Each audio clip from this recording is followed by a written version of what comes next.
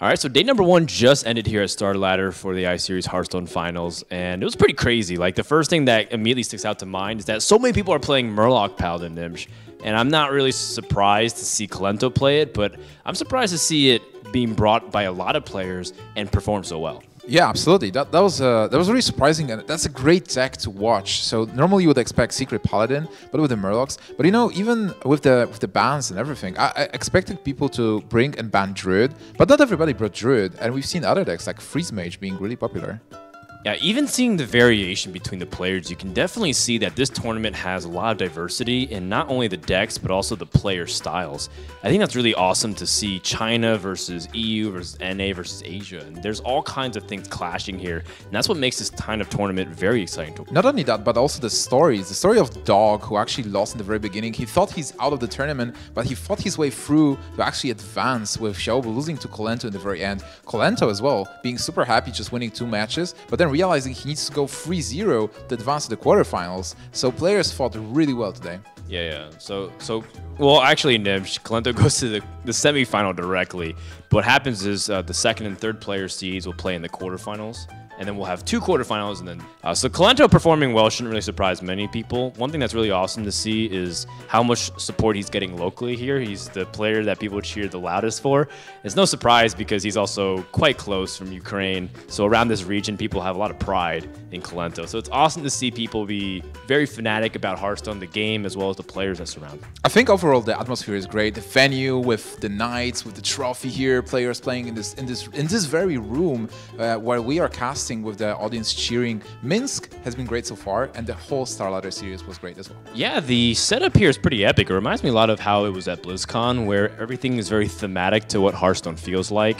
Even the audience is very close to the casters. You can almost reach out and touch them if you could see that on the camera.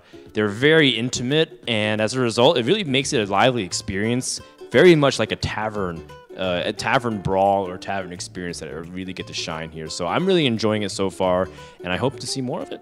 For me, also, the amazing fact is that we are casting near to the Russian casters. So it seems like we are just a group of storytellers telling different stories about the same people at the same time, while everybody's cheering. Yep, so tomorrow we have a lot of cool players to watch. I want to see how Surrender does on his new team. I want to see how StanCifka is dealing with 2016 as well. So I'm looking forward to day number 2 because day number 1 was a blast. On the other hand, I'm looking forward to seeing Jab. He performed at BlizzCon really well. He did win versus Trump in the past. So I want to see Trump performing in the metagame while Hunter is one of the worst classes. So I think he didn't bring the Hunter for this tournament. So I'm really excited to see what he brought and how is he going to play those classes.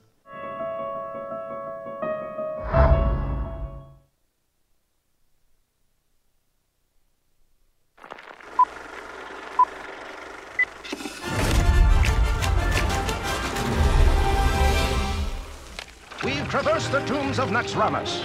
We've climbed every cliff on Black Rock. Now the world cries out for heroes. As a new evil rises, there will be danger. There will be doom. There will be ancient temples filled with relics, treasures, and traps. Who will answer the call? Explorers lead, and we are in need of explorers.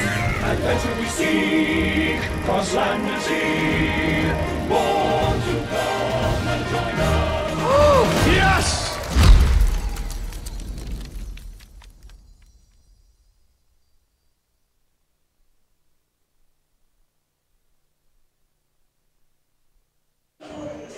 Greetings, travelers, and welcome back to the StarLadder Finals live from Minsk, Belarus. That's right, this is the live version. I know a lot of people have been watching the rebroadcast, and they're trying to get their feet as to the schedule. Day 2 begins now. My name is Frode, and I'm joined by Marcin Nimsh to bring you guys the action. I really butchered your last name. I always try to get it, and I always slip Try up. do it again. All right, Marcin Nimsh. That's perfect. And we're here to bring you guys the Group B to see who is going to join our players in the finals on day number 3 to ultimately get their hands on a lot of money here playing Hearthstone. Nimsh, how was day number 1 for you? We saw a little bit of the recap leading into it, but just to kind of get people welcomed into the stream, let's go ahead and talk a little bit about what we saw yesterday and what we can expect to see today. I was really surprised because the games were amazing, and we've seen a lot of Murloc Paladin, which was the surprise deck of the big tournament so surprise far. deck, obviously. Yeah. And you know how the group ended. That was amazing. You called the freeway tie a couple of times, but the last game, everything came down to the wire, where Kolento was fighting versus Xiaobu, and Xiaobu, if he wins, he is first in the group, but if he loses, he's out. And unfortunately for him, he actually lost in that match. Yeah, we had a scenario where a lot of players were 1-1, and then Kolento was undefeated, and leading up to the point where if Xiaobu was able to take the series, he'd advance in second place, he'd knock out Dog. However, it wasn't the case at all. In fact, because he would have knocked out Cypher, and because he ended up losing, he was just under the game score of being necessary. So even though you see the 1-2 and the point differentials, we took the game differentials, and so Cypher was able to win 3-0 against one player, giving him the advantage. So what happens is we have the three players, Kolento, Cypher, and Dog. They're going to advance to the final elimination bracket. And the way it works is we have only 2 quarterfinals. We take the top 6, eliminate one player from the group stage. So Kolento is getting an advantage. Yes, he's seeded directly to the top 4. That's right. And today we're going to see Group B. And that's going to be an amazing day because we have great players ready. We have StanCifka, Surrender. We have a player from China. Yeah, Lang Shanzi. I know some people were wondering about how do you pronounce that name. It translates to Blue Cleric. A lot of people were talking about, like, how do we know much about these Chinese players? He is a pretty strong overall, like, solid player from China. We'll talk more about him as the matches progress. The last player, of course, you mentioned Jab. Surrender, Jab, StanCifka. Yep, Jab. Jab is a player that people just kind of write off. They don't really know much about him. He's very reserved. He's very quiet, but he is one of the picks that I think is a dark horse for this event to basically strike gold and maybe take it home. I think he's a player that I think is due for a very strong performance to maybe even win the event. Players like Surrender, Cifka, Kolento, Dog, they've all had their fair share of limelight at this point. I'm really looking forward to see if Jab can really come here all the way from America and have a strong showing. Absolutely. I do agree with you. I was talking with Jab a bit. We didn't exchange many words because, as you mentioned, he's super silent and reserved. Yeah. But he's really focused. He's focused on the win. I'm off-center here. And I'm really curious if he brought Hunter. He probably didn't, but he is known as a Hunter player, and he might not play that deck. But he was playing other decks. He was qualified for the NA Champs as well. He was there. He knocked out Trump. That's right. I think the most player that to rephrase it, the player that I'm looking to perform the strongest here is Surrender from Na'Vi. He's a new pickup for the team, and I know a lot of people might be hearing about his name a little bit. They hear from 6-0. They see him perform in some tournaments. They may have seen him in WCA last year, or they watched OGN. He's done very well in these tournaments, and yet every time they see him, they really don't know much about him. But he is hyped up as probably the best player from Korea region, or if not, probably the Asia-Pacific region. When you look at decks like the StanCifka Paladin, you look at how it was introduced into the first metagame in the West, it was through 6-0, but 6-0 got this from guys like Surrender. So it's very interesting to see if Surrender can finally live up to the hype that a lot of his teammates have been giving him. And I really want to see how much is justified, because every time I see Surrender play, it's generally pretty correct. And I am very surprised that he hasn't had more notoriety in the West. I did cast a couple of his matches, and he was playing extremely well. But on the other hand, there is StanCifka as well in this group. He is the current reigning champion, the winner of the previous StarLadder series. And the StanCifka, known by most people, he is a heavy control player. He is bringing this control warrior, weird mage builds that sustain and fatigue opponents, and he's succeeding. So a lot of people are interested if StanCifka can win the second time the same tournament.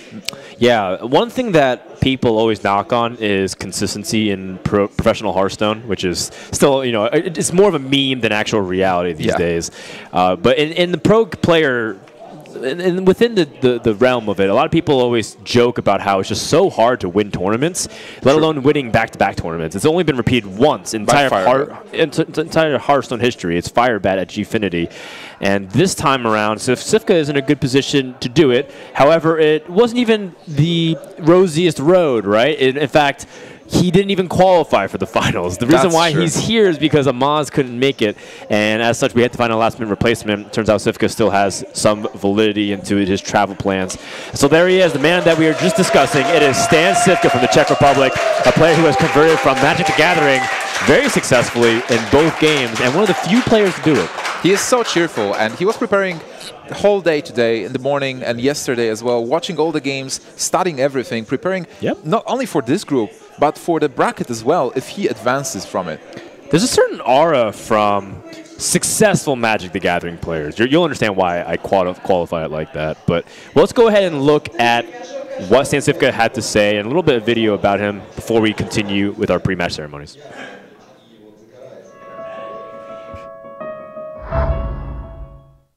All right, so day number 1 just ended here at StarLadder for the iSeries Hearthstone Finals, and it was pretty crazy. Like, the first thing that immediately sticks out to me... He looks like he's playing the odds here, for sure. All right, he's going for 8 for the face with Dark Bomb, 9 more, and now there's a slight chance this doesn't work, and it does work. He's going to be able to take the game right away. So he went for chances with the 1 to 5 when he could have gone for the 1 to 6. But yeah. Right, and that's kind of what we were talking about earlier, right? StanCifka's lineup was, like, the mage also feel like it was designed to counter some of those more aggressive decks, which he's not facing enough of to really maybe justify that deck. Hot form would need a miracle here to get anything done, and that is not it. I mean, Kel'Thuzad is not enough. He's playing a very... I think this is just Ram Druid. It's not even a combo Druid, man, at this point. We were just mistaken. It might be. It might be. He's playing Kel'Thuzad. Right. So he's playing Nagawitch. StanCifka can't really, you know, start milling his opponent to death, but he can just wait it out. Like, the Silverback Patriarch duplicate turn, as ridiculous as it looked, like, I can't even believe this is a card that somehow made a difference, but it's hilarious to think that this card is actually, in this case, super important for Stan, because if he didn't find it, there's a good chance that the Ferryver could have gotten 1 extra attack in, perhaps, and that might have been enough maybe to give Cypher the edge, and that means StanCifka is going to take it 3-0. Wow. No, actually, he's got it. He has lethal. Double Consec is lethal, exactly. Oh my god. Yeah, I didn't realize he could have actually attacked with the Shredder instead, to the face instead of the 3-4. So basically, that's exactly 8 damage. So StanCifka not healing up at all, making the greedy plays, not using the Argus. Yeah, if the Boombot just goes face for 3 more, what? No way. He did not. Yes, he did. No, he did not. He absolutely did not get exactly to that Consec. He got exactly. Not that he was gonna win, with that concentrate. You know. Come on, kill it, Dr. Boom, Ragnaros. It's your turn to show. This might backfire. And Force of Nature! Wow. You gotta be kidding me. I don't think I am, no. But then again, you know, he did have lethal with hero power anyway. He didn't need that damage to go face for 1. A little bit of the... You could see a little bit of the path that Cifka took to get here. And again, it wasn't the easiest. He didn't actually qualify for the main event, but because Amaz couldn't make it to the event, we had StanCifka come over at the last second. He's been gracious about the entire process. Taking a look at how Cifka's been performing prior to 2016, like 2015 was his breakout year. And it's really interesting to see him being one of the Magic players to be able to convert successfully. We've seen some players try and not really do too well. But we've also seen some players like him, you know, people look at Kibler, for example, or even other players from Magic the Gathering who come from very competitive background being very successful. But specifically about him, I like what you said. His attitude is really awesome to see. Every time someone's bringing something negative, he usually comes in with some experience and wisdom from Magic that kind of really shatters that, you know, that kind of negative approach that a lot of people have. Even, you know, just a little up an hour ago, people were talking about, like, you know, what's Hearthstone like right now? Some of the problems this, and then Cifka just drops some knowledge bombs, and everyone's just like, you know what? You're right, Cifka. Maybe we shouldn't be so salty about it. Absolutely. I've been watching StanCifka at Gamescom at some moment when he was discussing the game with Life Coach and Tice. He was just sitting with the guys and talking about 1 turn for 30 minutes. They were just exchanging ideas. That sounds exactly like something beautiful. he would do. But yeah, he's a great guy, and he started in 2014. He wasn't successful at the time. He was just playing in some tournaments, just delving into Hearthstone, playing his first matches, trying to see what to do. But 2015, as you mentioned, DreamHack Bucharest, he won it. He was participating in most of the LAN tournaments, finally getting some invites as well. That's right. And today he's on the big stage. And he's also won I think some of the highest prize pool earnings for 2015. He is not necessarily a big streamer. He's starting to stream a little bit. I believe, you know, sometimes he floats around like a few hundred people, but not really that consistent in terms of the public personality. But whenever he's on camera, he really shines. I mean, he's always eating fruit. He's always just like messing with his hair a little bit, kind of like purple. He's always, you know, going to the life coach stance of, Being emotional. focusing on and roping and really being really diligent with all of his plays and thoughts and lines. StanCifka is always really a pleasure to watch in tournaments. Absolutely. And he doesn't only have the Magic background. He was also playing other games. He was playing chess and poker. So he's basically a gamer. He plays a lot. Yeah. So I'm really looking at if Cifka can continue to go onto this path of control. I know a lot of people have been ragging on the meta of just like Secret Paladin and everything warped around it, and Cifka is no exception to that. He's been playing a lot of Secret Paladin. However, I always look forward to see his Warlock play. He's one of the very strong Warlock players. But speaking of strong players, Surrender is in the house. And he is a player that has been billed as, again, one of the best players, if not the best player in the Asian region that you may not have heard of. Absolutely. I'm so excited to see Surrender play, especially versus StanCifka. The clash of styles a bit. I got a hint that he might actually brought the aggressive decks. Cifka? No, Surrender. And Cifka is surely bringing control. Yeah, that's right. I know Surrender. I don't want to confuse people that Surrender is not to be confused with the Chinese region, even though that we say Asia, and China is within the Asian region geographically. But when we say it, we talk about like Kranich, for example, being a player from Asia Pacific. Amos technically counts as Asia Pacific, but he tends to enter NA tournaments for BlizzCon stuff. Surrender is a player that I think is going to be very, very strong as time goes on. Now look at these bans and class lineups here, Nimsh. We have Rogue, a Priest ban from Surrender, and we have a Rogue ban from Cifka. And that leads us to 2 Paladins, 2 Warlocks, a Mage, and a Druid. So in the end, the lineups look very normal for a meta lineup, but the bans are so weird.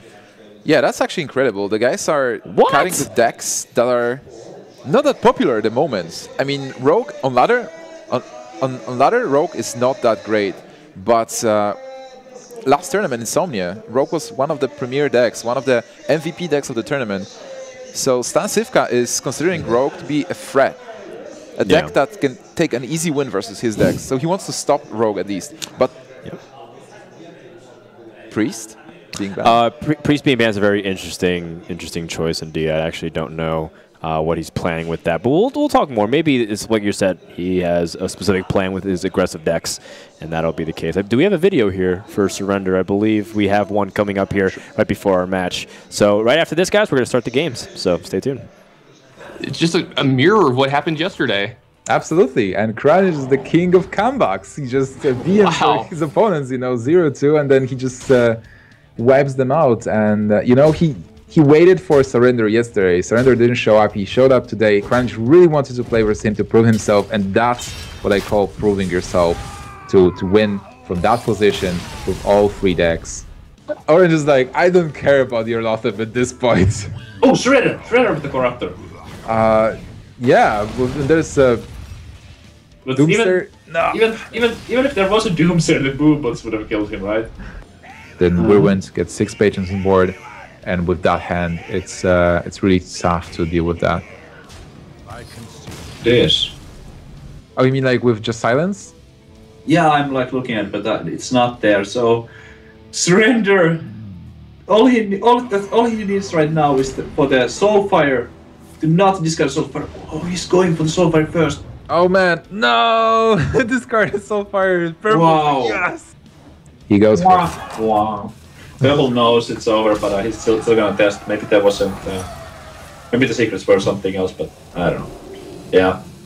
All right. And he concedes. Surrender takes the series 3-1, and we have our finalists from the group. So Surrender, after winning 3-0 versus Colento.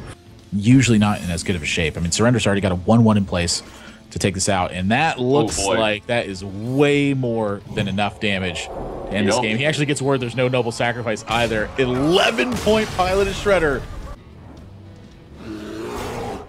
Actually, I think if he just Lava Burst to start with, attacks with the Oh, you're right. That is going to do it. I was going to say, he just oh, wow. Yeah.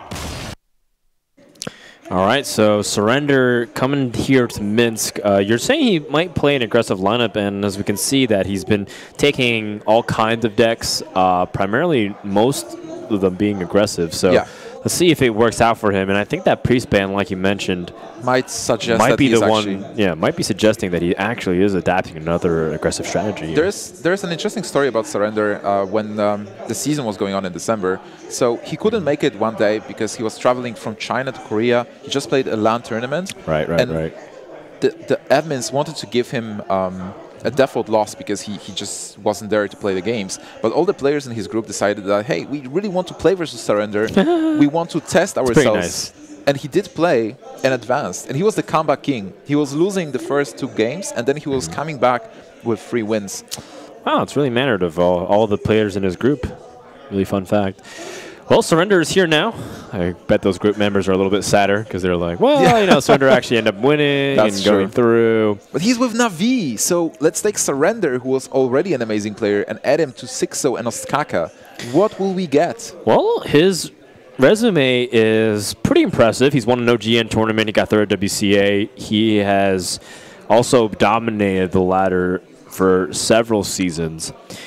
But can he start really making a name for himself in the West? And that's always been a problem of Eastern players. The only player that comes to mind that significantly made a splash is Tiddler Celestial. True. Both at BlizzCon and at DreamHack Summer 2015.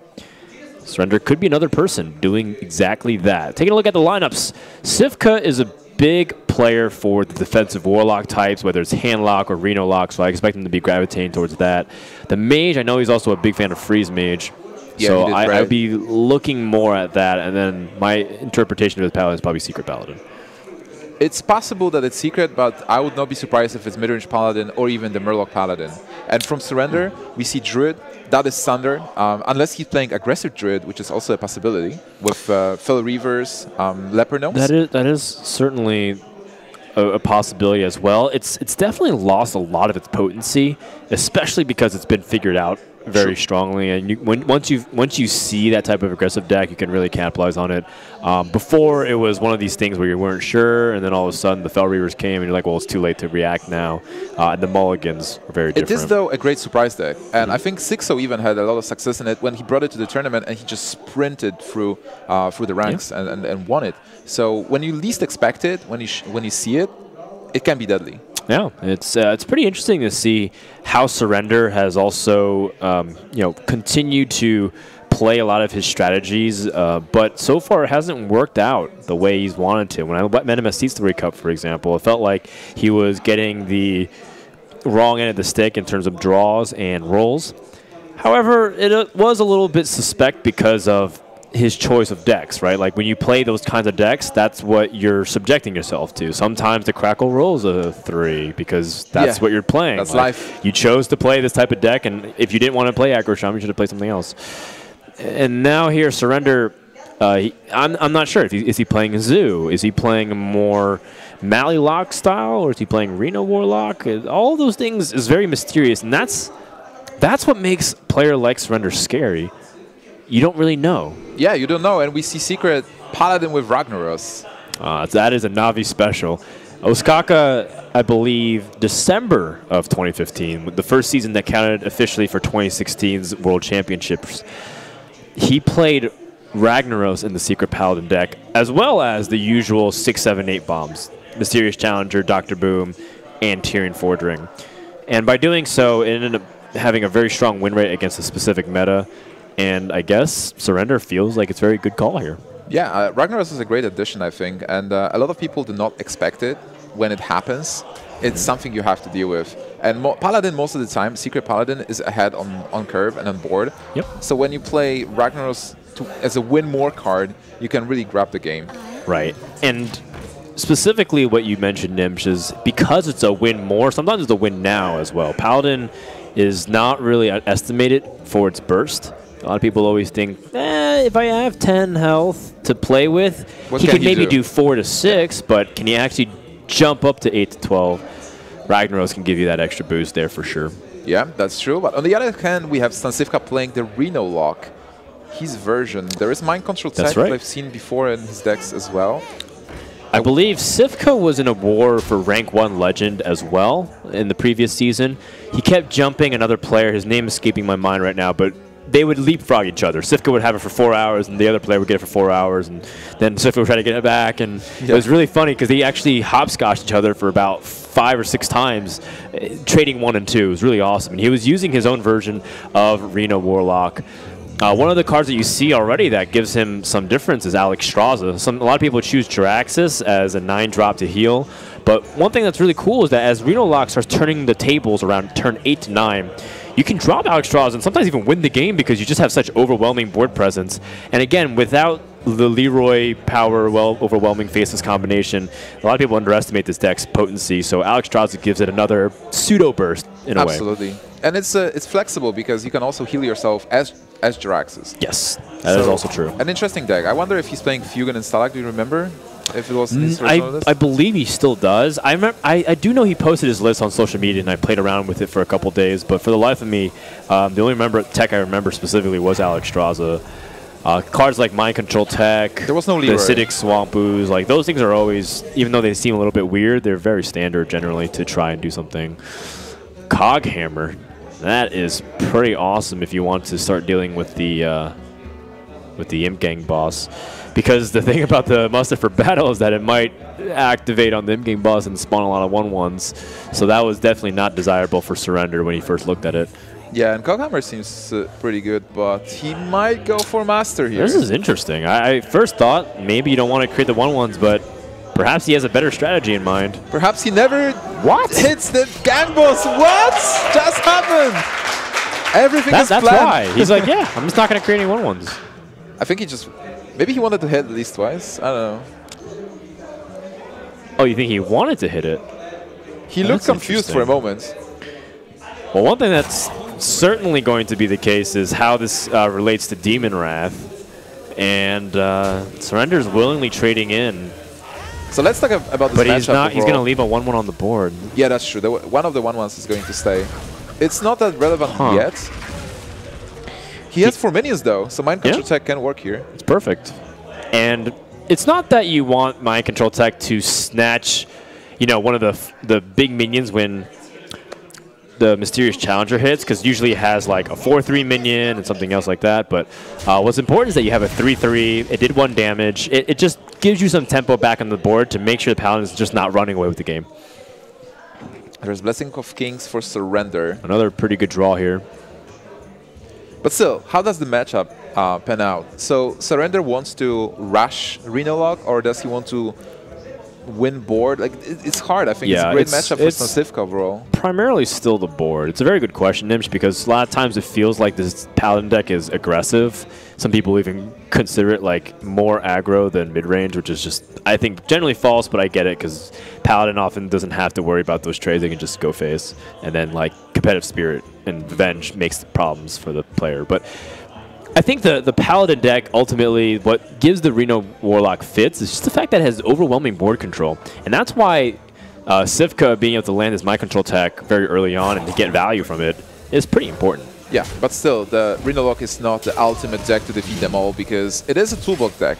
It has every card only on 1 copy, which means you can actually not draw what you want at the moment. Another interesting off-curve play here from Surrender. He chooses to drop the Avenge and grab value off of it now while he still has guarantee of minions. And if the opponent can't trade really well into it, for 4 mana, there's often cards like Refreshment Vendor, or if you even play the Void Caller package, which I'm not sure Cifka's doing, you can get a pretty good trade-off with the Blessing of Kings. I like the Surrender play. He's making best out of the cards he has at the moment, trying to push, and with Blessing of Kings, he will be able to deal even more damage. It does beg the question of whether or not his off-curve play will make things more awkward as time goes on, because then you want as many minions as you can before the Mysterious Challenger, because you want to spread out the buffs. You don't want to target it all on Mysterious Challenger. If he gets hit by Avenge and Competitive Spirit, then the big game hunter just completely wipes it off and you lose a lot of the tempo. So the fact that because over 2 turns you might not spend your mana efficiently, you miss a hero power, that might be a big deal.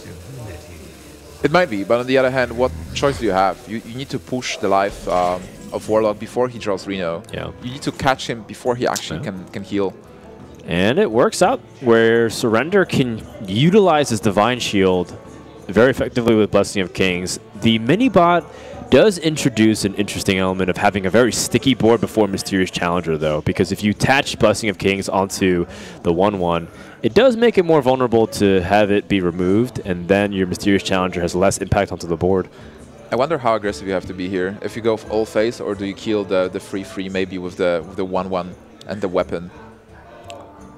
Yeah, going all face does feel like you're really trying to bait out a silence from your opponent, because then your opponent's like a mini Tyrion without the weapon death battle, right?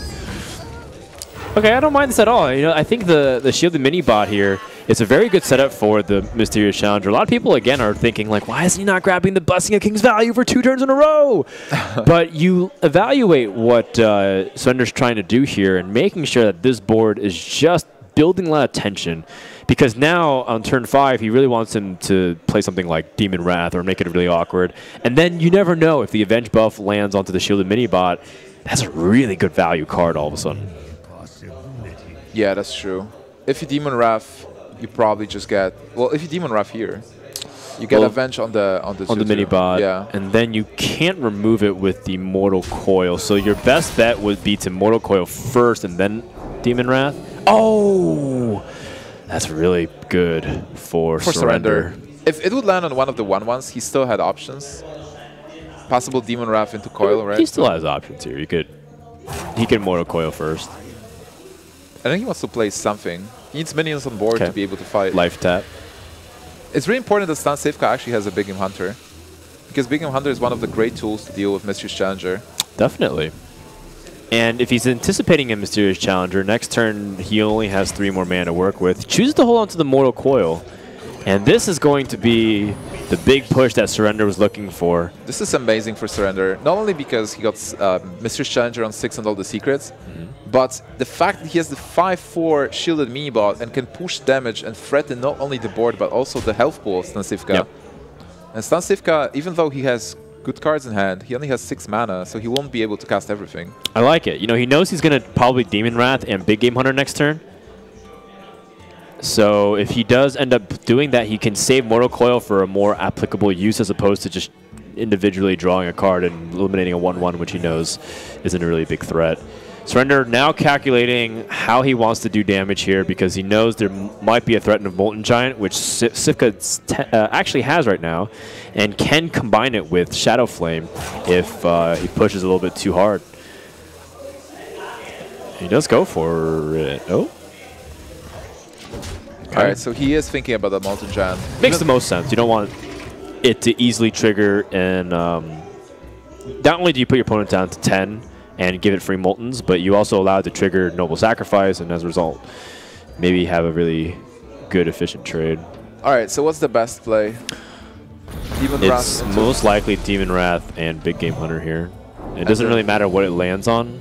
I guess you want it to land on the Mysterious Challenger. He also can just silence.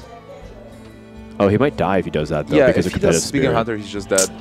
No, even without Competitive Spirit, there is 12 points of damage incoming with Blessing of Kings. But with Competitive Spirit, it's a bit more. He's just not able to deal with the threats in time. All right, so Surrender executed this perfectly with just enough pressure on the board to push StanCifka health total. There's a lot of subtle decisions that were made here that helped Surrender tip the edge, and I know a lot of people again are giving a lot of Paladin players grief for, you know, how the deck can tend to pilot itself sometimes, but in this scenario, there was a lot of instances where Surrender could have taken a different line of how he built the board. One thing was the Cog Hammer, another thing was a Muscle for Battle. Not playing Blessing of Kings, but Blessing going of for Kings versus Shielded Mini Bot. All these things are factors that led to a, quote, easy victory. True. So, but you know, that's very straightforward, and that's going to wrap up the game. Yeah, that's game number 1. Surrender gets an advantage over StanCifka, but it's obviously not over yet. He still has 2 more decks, and StanCifka has 3 more. Yep. Maybe there's one deck that Surrender will never be able to win with against the StanCifka lineup. Well, Druid definitely has a really good shot if Cifka brought Freeze Mage. We already know the Arena Warlock is susceptible to get overwhelmed by Druid, and if he has Freeze Mage, it's another really difficult matchup. So the last deck that Cifka might have to gamble on is the Warlock from Surrender. If that ends up being Arena Warlock, maybe he can win. what about if it's a zoo? Like, if it's a zoo, which zoo is it? Is it the Demon Zoo? Is it like the Fast Zoo? Is it the Hobgoblin Zoo? There are so many builds at the moment. Hobgoblin Zoo. It's getting more and more popularity. Nimsh, please. You haven't seen it? It's one of the new decks that people start playing at the moment. I do see Hobgoblin Zoo. I know Zalay was playing a lot of it on stream, and I just don't think it's very good. You don't like it? I think it's fun. Just like Dog playing Frost Giant, OTK Warrior at the back. It's fun. Getting to the top 100 legends. Yeah, and you know what? It's pretty good to surprise people, but in this kind of tournament setting, I don't think it's the best choice. However, we do have game number 2, and it is Zoo. You're correct in that department, but with Gormok, it implies that it's more of a token approach. Might even have Sea Giants in the deck. I wouldn't put it out of the realm of possibility for a Reliquary Seeker either. Well, with the Flame Imp, it's probably not the Hobgoblin, so just an aggressive one. Right. Hobgoblin Zoo has the 1/1s like Argent Squire, Murloc, Tiny Fin, Wisp. Those cards, that's probably the big reason why I don't think it's very good. Right. Why play Tiny Fin? We can just play Flame Imp. Yeah, that's true. So Flame Imp to immediately challenge the Secret Keeper. How do you utilize coin here? Because if you coin out a minion, you don't have a direct turn 2 play, and you also lose the ability to play Imp Gang Balls. However, you do protect your Flame Imp to pick off a really good trade against a potential dangerous 2-drop. I feel like you want to gain tempo here, and if you coin the Voidwalker, there is a good chance that the Voidwalker will stop the Secret Keeper, and he will be able to buff it and get value with Abusive Sergeant. There is one way and one way only that this gets punished, and it is through a Noble Sacrifice. 2 secrets, basically, right? Noble Sacrifice and an Avenge play. Yeah. That would have been freezing the Flame Imp from being able to attack. You would have killed off a really good trade, and not to mention that if the Flame Imp did attack, you'd be able to get a buff Secret Keeper that would be absurdly strong. That would be the best combination. But Noble Sacrifice and any other secret still. You kill the Voidwalker, and then you have that Noble. Certainly. At the moment, there's no combination like that. So Shielded Minibot or Knife Juggler are the options. I think the Minibot here is just more resilient against a good trade. The Knife Juggler still has presence after turn 2, but Shielded Minibot early game on turn 2 is its strongest time to be played. Not to mention that you also want to just have to play something to play with Juggler too sometimes. So if you save it to turn 5 with Muster, it's okay. Absolutely. I think it's an interesting setup with Shielded Minibot, because if you attack with the Secret Keeper into Voidwalker, you will force the Voidwalker attack into Secret Keeper again, because it's just the best trade. Oh! I was not expecting this move. Avenge! So this is complete mind games. Right? It is. At this point, it's, you know, how does Surrender deal with this kind of information? Well, you do attack with the Voidwalker first. Right. And you know it's not Noble Sacrifice after that. And that's good for Cifka, right? Because he didn't end up trading because of that. Yeah, that's true, because you can't really trade. It can be... Now he can, I guess. Yeah. So he knows what it is. Well, it might be Competitive Spirit. I think Cifka was really hoping that his opponent would trade into it with the Flame Imp and not have that Owl. So that Owl ended up being a big curveball here that threw StanCifka off. I really liked what he was thinking, though, because he says if you attacked with the face because of Noble Sacrifice, and you didn't trade into it, the Secret Keeper would dominate the board by getting a good trade on the Voidwalker. But if you had to trade the Flame Imp, all of a sudden my Knife Juggler and my Shielded Minibot become much stronger. So that was a very cool play from Cifka. That was super elaborate and ended up not working out for him, but I applaud his ingenuity. Absolutely. All right, for Surrender, it was an easy turn. You want to get rid of the Secret Keeper any minute at this moment, because you don't know yet what the secret is. This is the Avenge of Competitive Spirit. Yeah, he's going to have to go for the hero power with the Knife Juggler. It's the most efficient. And hit with one out of 3 scenarios, he comes out okay. Oh, that's terrible. Yeah, that's quite unfortunate. Surrender definitely getting the better end of some of these Knife Juggler exchanges.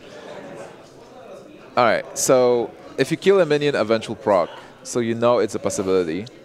But you do have Brown Bronzebeard and Abusive. So whatever happens, you'll have a good score. Well, you don't anyway. even really need Brand Bronzebeard, to be honest. You might be able even to life tap. Yeah, but still, like if you buff the 1/1 +2 plus 4 attack, then you will be able to kill the Avenge target. So if you attack into the 1/1, you get Avenge. And then trade the Flame Imp. You can squeeze in life tap. Or just, if you really want to life tap, but developing board I think is fine. Like Bran does not die to Consecration. It's true. Developing the board is very important. It's how Zoo actually wins this game, because what you do is you need to have something preemptive before the Mysterious Challenger. All of a sudden, when Mysterious Challenger comes down by himself, not that threatening, and he maximizes his damage this way. Yeah, this is perfect. And also if this was turn 5 for StanCifka, so if that would be a Sludge Belcher, you have Power Overwhelming to deal with it as Surrender. Attacks the Imp Gang boss, because he knows that he doesn't want that to attack into the 1/1 and get another easy trade. Dark Iron Dwarf. Never Not good bad. card. Not bad at all. It's a lot of damage. I mean, with Power Overwhelming, this is like a case where Zoom might just win in 2 turns. Yeah, especially because he gets the value of the buffs for Bran. So it's +4 instead of +2. Playing around Consecration a bit. Oh, just maximizing his damage over 3 turns. Yeah, that's true. He's also accounting for the fact that he might need that 1/1 to trade in. And in this case, Sifka is he's in the position where turn 6 you play the Mysterious Challenger, but and you die. How high impact is it at all? It's not. He concedes, and that's game 2 in the books. Wow. The early gamble he took with the Secret Keeper and Avenge didn't work out at the moments. So definitely a few moments stick out from that game. The first is, well, the most obvious one is the turn 2 Avenge play that ended up backfiring for Sifka. If his opponent didn't have Owl and had no way to, it had like ways to trade into the board, who knows? The second thing, of course, is Sifka choosing to, Sifka not landing the Knife Juggle the way he wanted to. Yeah, if he landed to the Flame Imp, another opportunity. But at that point, he was stuck into a position because of his decision to go for the Avenge early on. So the line he took ended up not paying off, but again, props for trying to find a new way to play the Secret Paladin. That was really cool. Also, he didn't have Consecration, which is really important versus Zoo. And now he knows it's Zoo as well, but it's too late. Yeah. He could have made his mulligans differently if he knew. Surrender is left with his Druid. If he wins with the Druid, he takes the series. StanCifka taking the Secret Paladin again. That's right.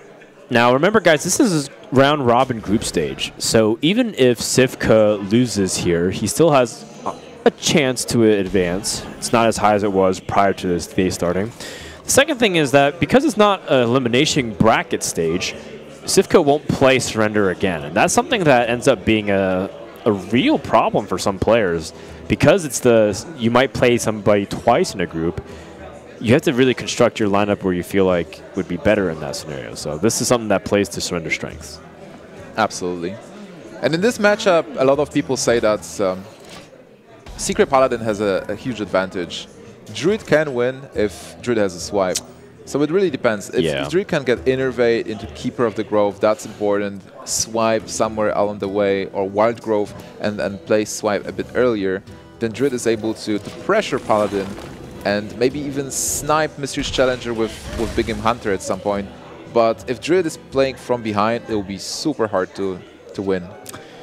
Yeah, Druid doesn't excel in these early stages of the game, and the early stages is where Paladin shines the most. You know, Mysterious Challenger is great on 6, Dr. Boom is great on 7, Tyrion is great on 8, but a lot of decks have really good plays around that curve, you know? So what really makes Paladin nutty is the fact that you have turn 1 to 4 really powerful dominant play potential. A nice choice with Savage Roar to deal with the Juggler. He is saving a lot of damage through the Master for Battle being a follow-up. Also, what he just wants at the moment is stall and get to the turns where he will be able to play Piloted Shredder or maybe get some tempo back with Keeper of the Grove. Sifka introduced with a lot of choices here. So the traditional thing is like, Master for Battle on 3, derp, you know, just play it. And then, Pilot Shredder, Loatheb, Mysterious Challenger, boom, Tyrion, etc.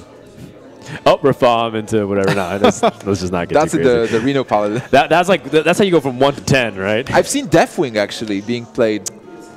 At this stage, no, you can't tell me any card that would surprise me that goes into a Paladin deck these days. Dr. 10. Sure, why not?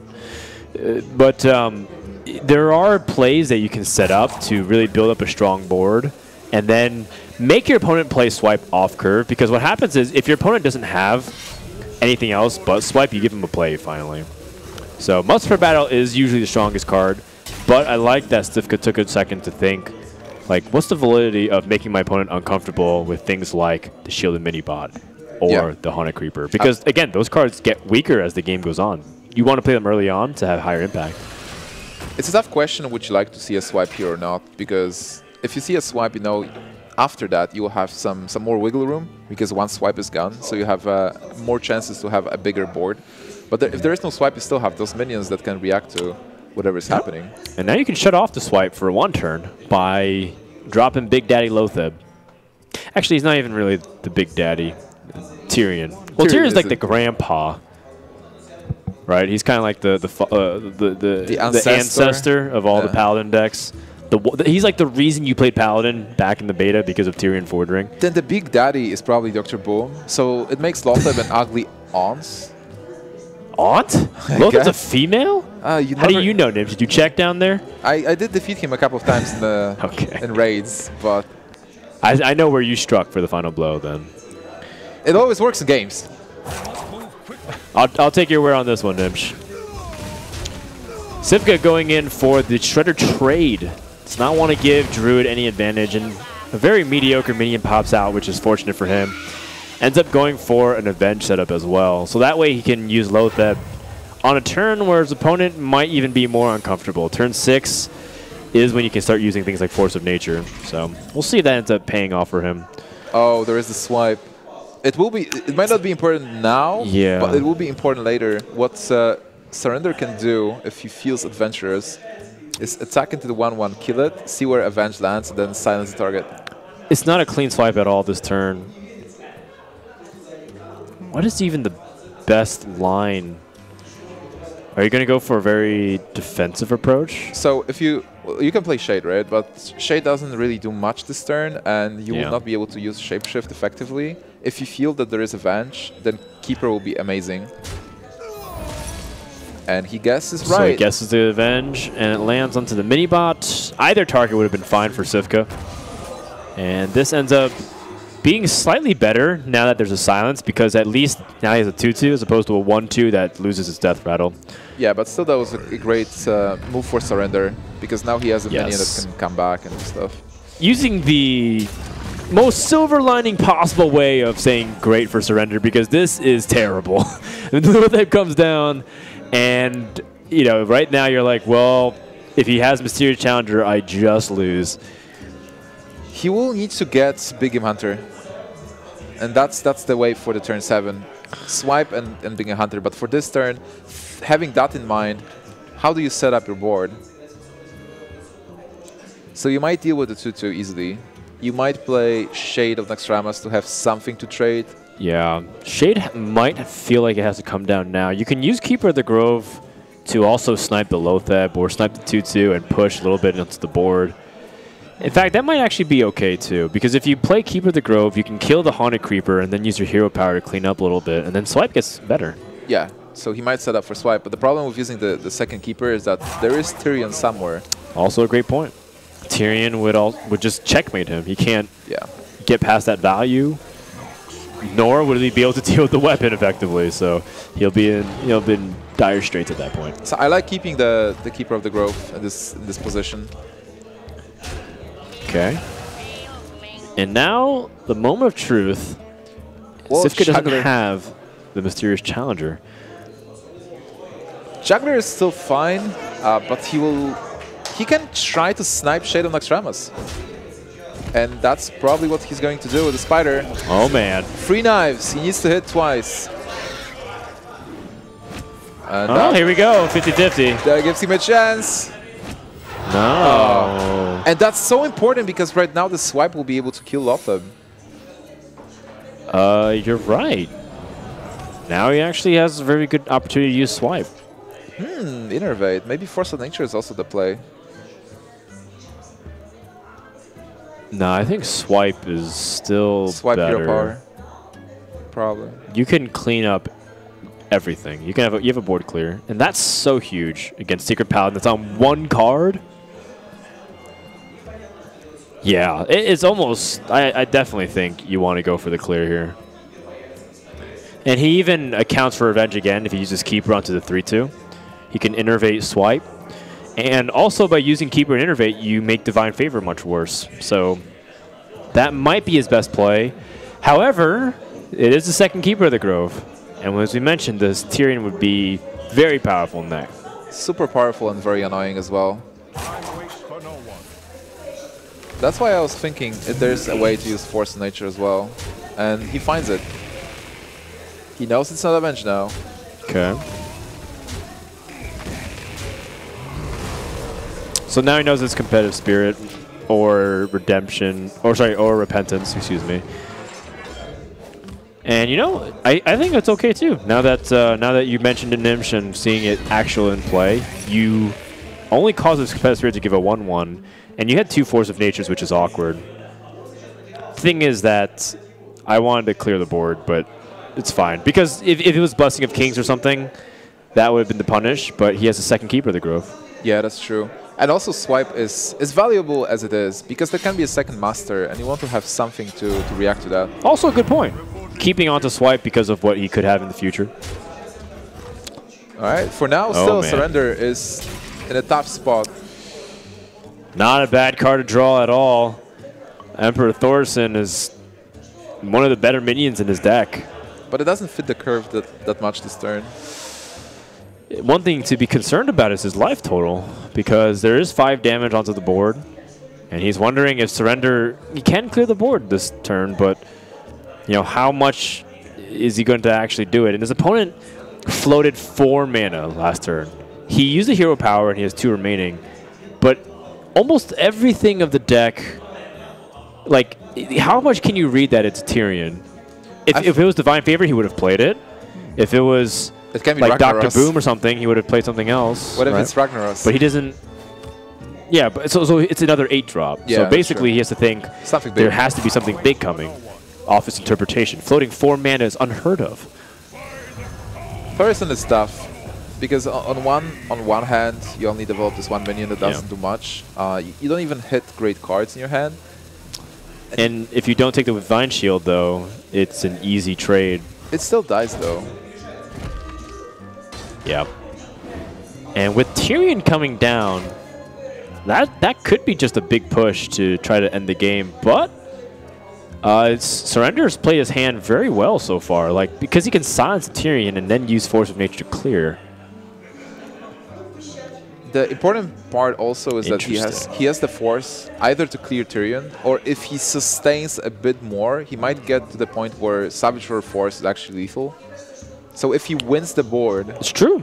Even when he's on 6 health, Paladin doesn't normally have that much burst. Well, he certainly wants to clear out Thorson to reduce Druid having a huge comeback swing, and the Tyrion is going to be dealt with pretty effectively. Oh, double swipe. Double swipe is important because if this turn he uses Keeper and Force, he has 8 damage of burst that can deal with the board. So if he draws a minion like Druid of the Claw, he'll be able to react to whatever StanCifka does with the swipe, deal damage, and then start pushing and win the game into turns. Now Sifka's looking for Boom. Doesn't really get that, but you're just going to have to play for what you have onto the board here. The quality of minions for Druid is going to start to outweigh the card quality of the Paladin by a big difference, right? Especially at because this point you're drawing secrets. The big Grandpa is already gone. It's true. You still have Dr. Boom, and you still have the Mysterious Challengers. And Druid could still whiff and draw Innervate. Or Wild Growth. Well, Wild Growth cycles. So the cycles, yeah. It will hit another minion. But there's almost not really many bad draws for Surrender. There's 1 Savage Roar left, and an Innervate. Those are his 2 worst cards that he can draw. And there's a couple of amazing ones. Yep, there's Ancient of Lore, there's Azure Drakes. Even Pilot Shredder is pretty good. Shred of the Claw. I wonder if he's playing Genshin of War, maybe as a one-off. Hard to say. Right now, Druid lists, the only thing that they're really innovating is cutting Darness's Aspirin. Yeah. Which to some Druid players is like sacrilege. Like, don't cut my ramp. Really? But cutting the Aspirins, especially in late game scenarios, this is what it's. Oh, you called it, Frodan. Yikes. So it's not the end of the world. He saw a swipe.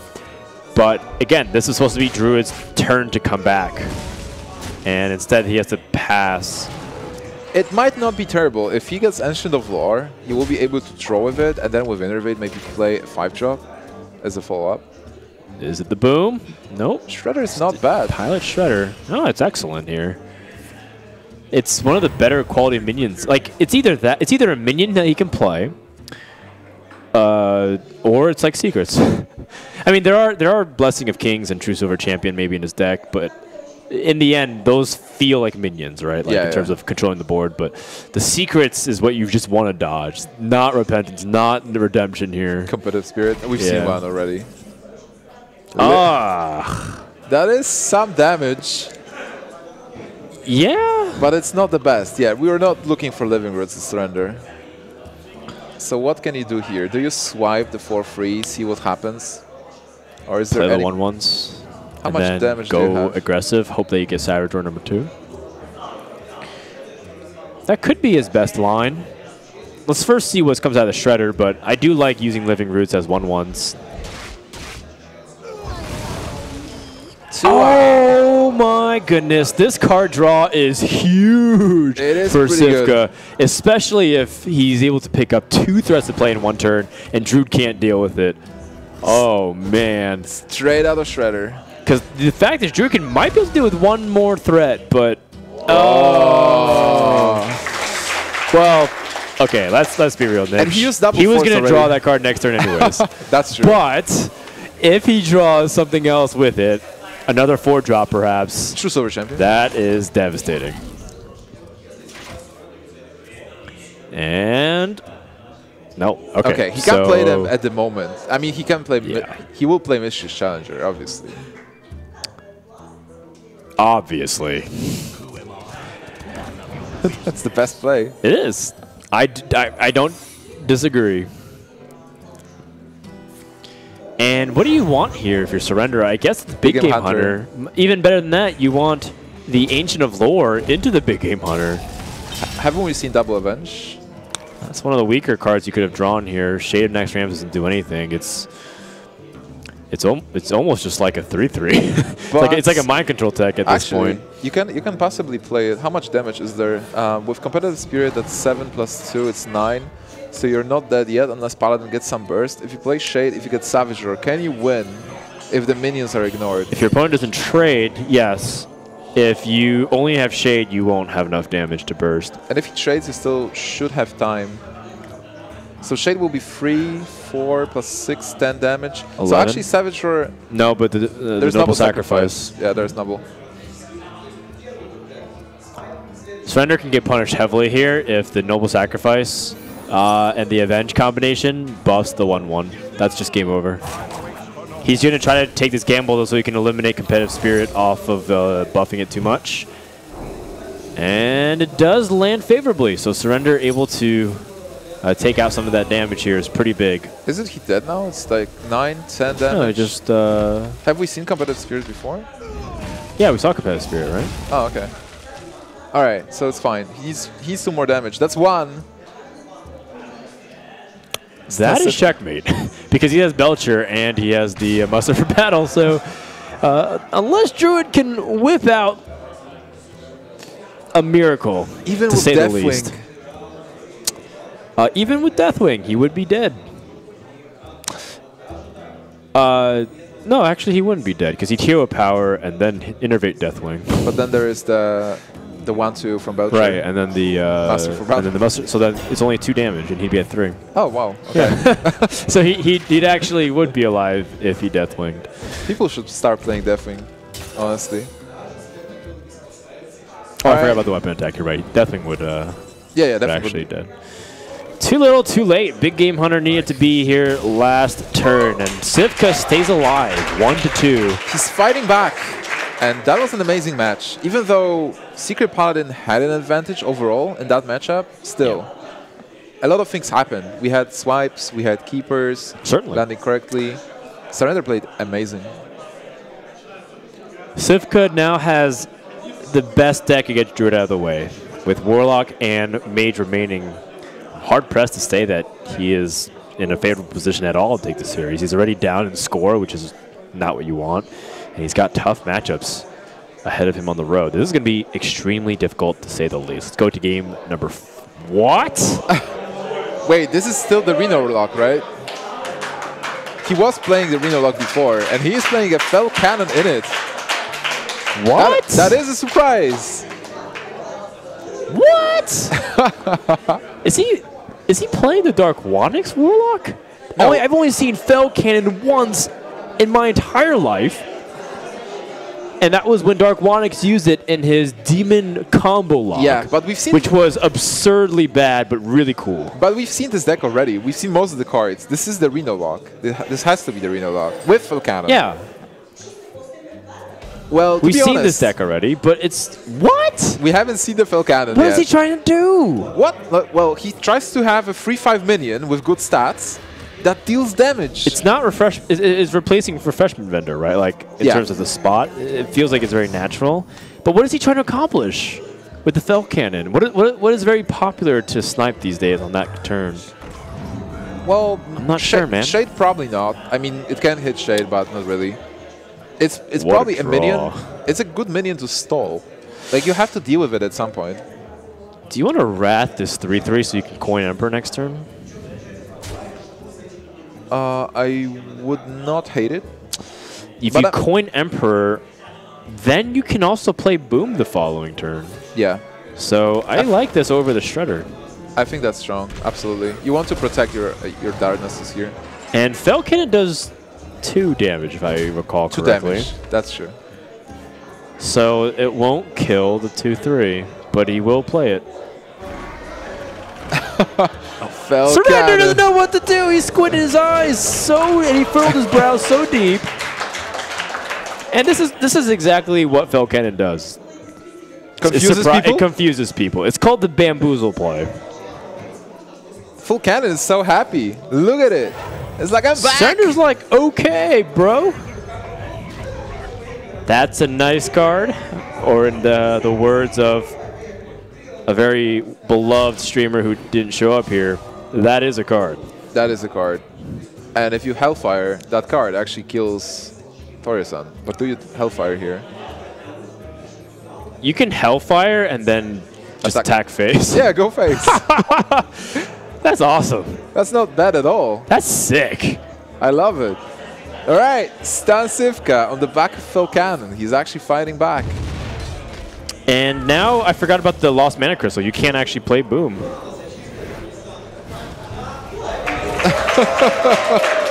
Dude, this card is like exactly what you want from Demolisher. And this is something I would expect from StanCifka, even though I wasn't expecting Fell Cannon. StanCifka has this clear view of the game. Like a lot of Hearthstone pro players who doesn't have the background, they would not play it. It's like they will just think, oh, this card is bad. I will not play it in my deck. Yeah, it's like, you got Ragnaros in your deck? Cool story, bro. I have mini Ragnaros, a.k.a. the Fell Cannon. Normally, you don't have that many minions in this deck on board, right? At least in the early game. Well, what makes sense is that Reno Lock is so passive from turns 1 to 7. You know, you're not really, like, until Dr. Boom comes out, that's really your first big threat that you really put out, other than Fugue and Stalog. And even then, it's not really consistent. You've given up so much of your early game power that you get from Handlock, like Mountain Giants, so that way you have extreme longevity, not only in just your threats, but your heals. And now with a Dark Bomb draw, I wonder if he's going to develop a minion that he knows is really powerful, or tries to get more value off this Fell Cannon. He's already thinking about what kind of minion can be there that will be annoying for the Fell Cannon to kill. I mean, and Sylvanas also seems all right. The thing about the Dark Bomb plays allows you to tap, which I was talking about, as opposed to Sylvanas. Let's see what comes out here. In the worst case scenario, he can just trade. Phil Cannon is the MVP of this All right, game. why not? Yeah, Dude, sure. this card has done 6 damage. It did, yes. It's done 6 damage. With the It's ability, because done 9 damage to the face. True. It's awesome. So now you want to play Boom.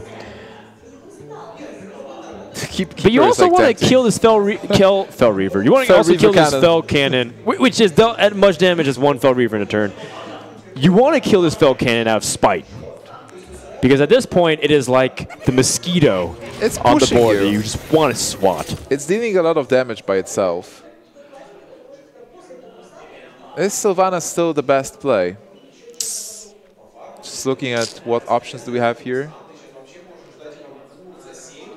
One thing you have to be concerned about is, can you die with your opponent having a sizable hand that has used Force, that has Emperor Thorson reducing cost. Force of Nature Savage is a possibility of not following turn. You absolutely. You could have it on 7 mana. We know there's an Innervate. We know Surrender doesn't have Force of Nature, but he certainly has lethal potential if StanCifka gets careless here. The question is, can he actually survive? I mean, StanCifka. So can he kill Dr. Boom? He can if he Soul Fires. It's a very easy snipe. Is it the cleanest? It's debatable. Sylvanas and Soul Fires could be his best way to survive here. He's forced to do it. No, Fel Cannon, you were so good. Let's have a moment of silence for the most valuable Fel Cannon you'll ever see. Yeah, poor Fel Cannon. I said silence, Nimsh. So how much damage there is now? 6-8, and he needs 11 more.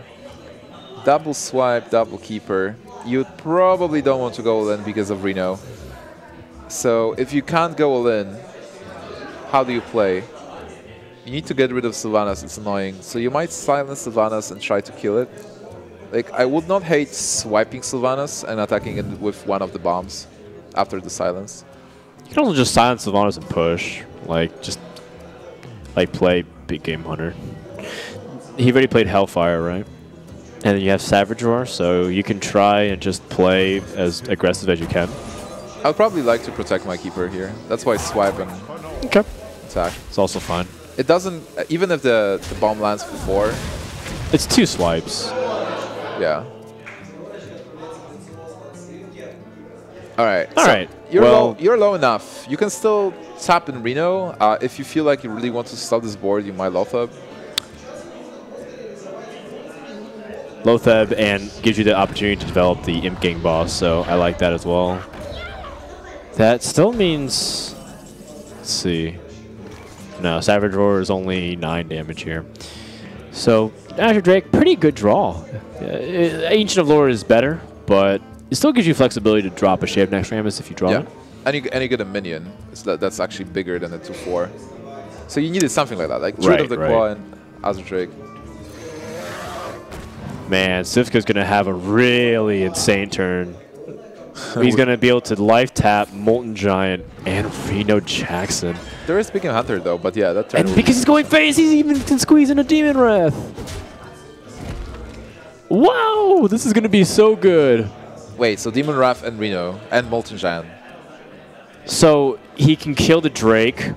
He can trade into the 2/4 Demon Wrath, keep his Imps and his Imp Gang boss, play the Molten Giant. Oh, sorry, he life taps first. And then Reno Jackson. Oh, wait. So he's not going to Demon Wrath then. Okay. Yeah, no Demon Wrath, but certainly Molten Giant into Reno. I would feel like he wants to eliminate as much on the board presence, but this is a pretty good thing too. Well, he is getting a great board presence himself with Molten Reno. Reno is healing him, but it's still a 4/6 minion. Here we go. We're going to be rich.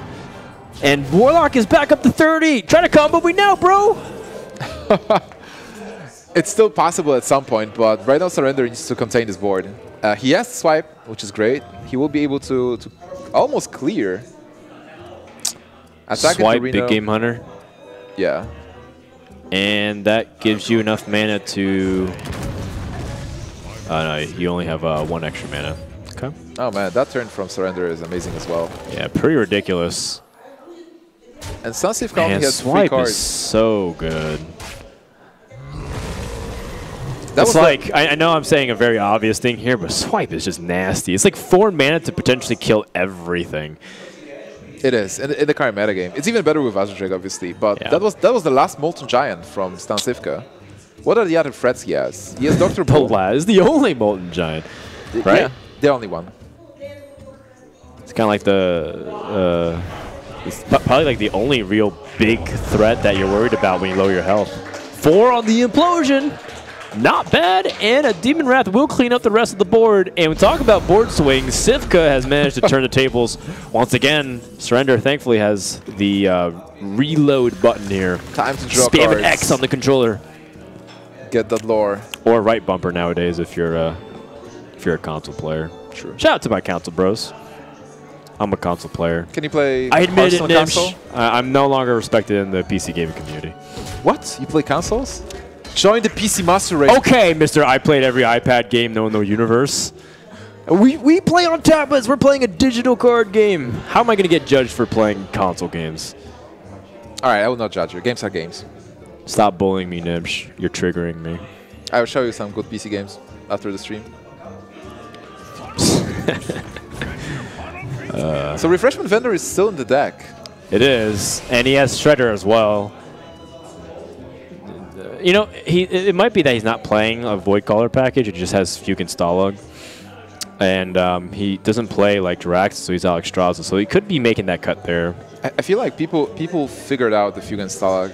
And also playing Priest. Oh, you think he cut Fukin Stalag? Maybe, yeah. I mean, we haven't seen either of those cards, so you could be correct in that, with that observation.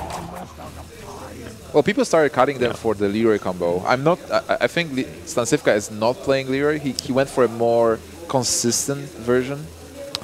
Yeah, with combo pieces, it's awkward sometimes with what you want to hold versus what you want to like trade and whatnot. Cifka knows that there's no more swipes. There's 2 swipes being used, but he also knows that the lore most likely wants to pick up a good trade. With this Force of Nature Savage Roar and the Living Roots, that is 23 damage, I believe. And then so not enough to kill. Living Roots is really interesting because right now we can combine Wrath to draw a card with Azure Drake, combine Wrath and Living Roots to deal with a 3/5 if you want to. Obviously playing Lotheb this turn is a strong play as well. Yeah, Lotheb might be his better play here. We're still fighting for the board. Which, if he ends up playing Drake, Lotheb, and like hit face to try and threaten lethal, he's going to get punished by a Shadow Flame. Because, I mean, Lotheb is great. I mean, Lotheb, he does what you want. Lotheb is smart. He's loyal. But he's not going to stop a Shadow Flame on turn 10. Oh, wow. Second Living Roots. Living Roots deals 3 damage now as a card.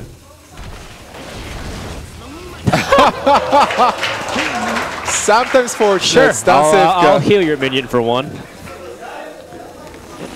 Oh, Milhouse. And I will take Why I Hate Shredder for 500, Alex. He does end up clearing the board here if he ends up hitting off the 1 and killing off the Refreshment Vendor, giving him some board initiative as well. Oh, interesting. So it's fine because you want to deal damage, and Refreshment Vendor has to attack into that Ancient of Lore. In your mind, at least. Yeah. But, oh, wait. Dark Bomb was used already, right? Yes. Okay, so that's why. I was like, well, if he gets Dark Bomb, you're pretty sad, but knowing that it's already been utilized because of that Fell Cannon play makes sense. But does it really? There will be a Sludge Belcher as well. So, do you feel like you wanted Life Tap here? I think so.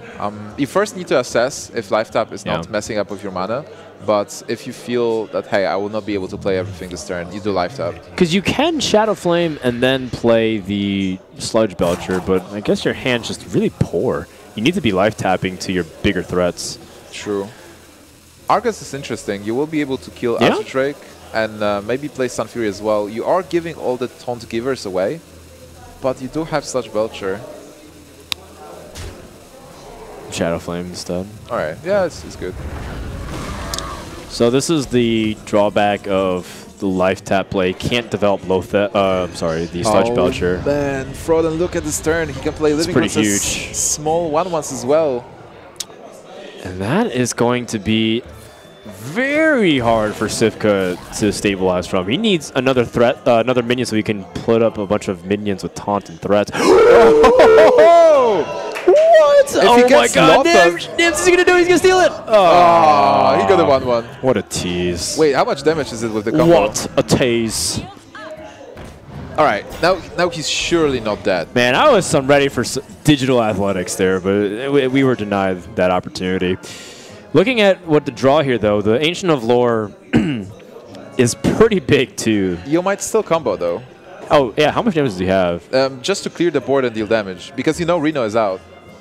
But it's not necessary. Like you might want to count the damage. How much to deal?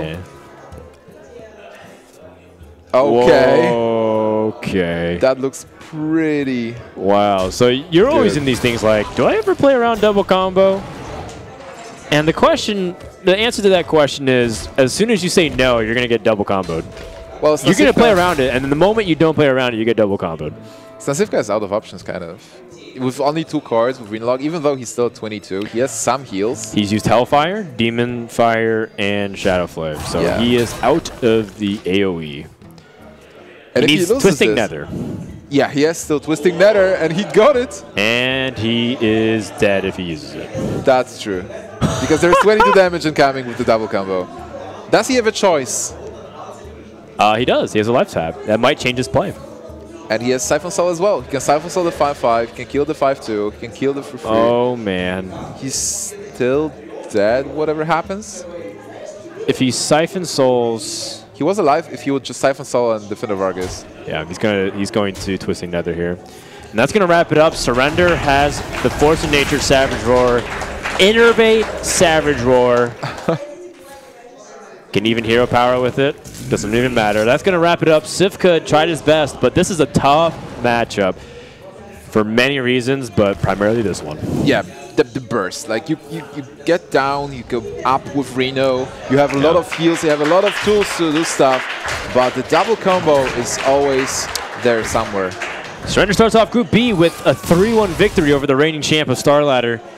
And a much-needed victory as well. Surrender has not been performing well in Western tournaments at all, and he's been hyped by many of his teammates and players who have interacted with him as being the best player from the Asia-Pacific region. Also, it's his first tournament as Na'Vi player, so you want to show the world, hey, I got picked up because I'm good and I can play really well. I want to make a strong impression. Well, it looks like they're awkwardly sitting there and waiting instructions from the admins on what to do next. Cifka instead chooses to look away. I like that strategy, you know?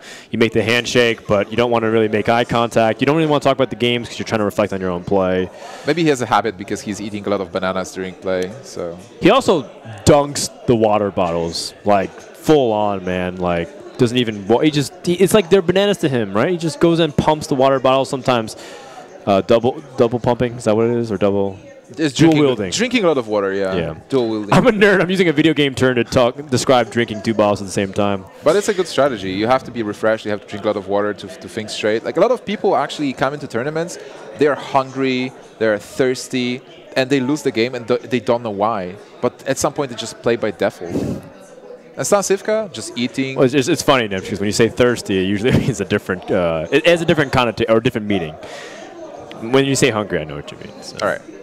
There definitely are some thirsty players when they come to tournaments.